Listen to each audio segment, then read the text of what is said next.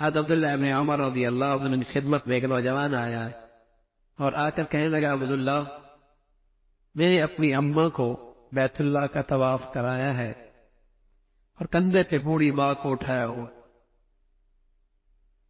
اور گرمی بھی دیکھا بیت اللہ کی اور یہ سنگریزے بیت اللہ کی اطراف میں میرا پاؤں بھی چھنچی ہو گیا. صرف پوچھنا عبداللہ یہ ہے کیا میں نے اپنی اماں کی خدمت کا حق ادا کر دیا؟ کہنے لگا بیٹے ساری زندگی بھی یہ خدمت کرتا رہے، جب تیری ماں نے تجھے جنا تھا اور جو درد اٹھایا تھا اس ایک درد کا ساری زندگی کی یہ خدمت بدلا نہیں ہو سکتی. لیکن جوانی مستانی ہوتی ہے، کہاں ماں باپ کی تکلیفیں یاد رہتی؟ جوانی مستانی ہوتی ہے، کہاں ماں باپ کا دکھ درد یاد رہتے ہیں؟ اسے احساس ہی نہیں ہوتا کتنی راتیں میری ماں نے میرے باپ نے میری خاطر جاگ کر گزاری. میری بیماری ان کی بیماری بن جاتی تھی اور میری تکلیف ان کی تکلیف بن جایا کرتی تھی اور میری بھوک ان کی بھوک بن جایا کرتی تھی اور میری نیند کا نہ آنا ان کی نیندیں اڑ جایا کرتی تھی. نہ جانے کتنی راتیں تکلیف پہ گزاری، لیکن یہ اس موسم کو ہی بھول جاتا ہے، اس موسم ہی کو بھول جاتا ہے.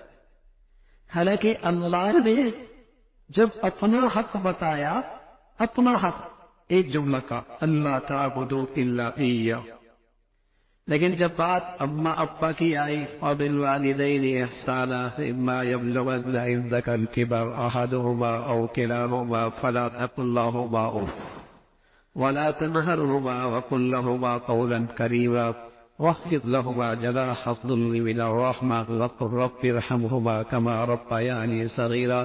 ایک جملہ نہیں کہا، 7 جملے کہا.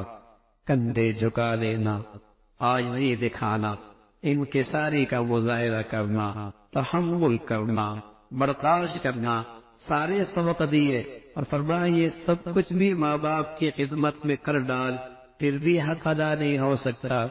جھولی پھیلا، فقیر بن، اللہ سے کہے اے اللہ جیسے انہوں نے میرے بچپن میں مجھ پہ شفقت کی تو ان کے بڑھاپے پہ رحم فرما. لیکن میرے عزیزوں جب خون سفید ہونے لگ جائے، حیا اور رستت ہونے لگ جائے، عفت پاک دامنی گندگیوں سے بھر جائے اور یہ گندے ڈرائے ابلاغ کی گندگیوں سے ساری قدریں مٹ جائیں، پھر ماں باپ کی عظمت کا کھانا کہاں رہے؟ اب تو نوجوان بعض اوقات لگتا ہی نہیں کہ یہ مسلمانوں کی اولادیں رہ گئے. ایسے دکھی ہیں ماں باپ، ایسے دکھی ہے.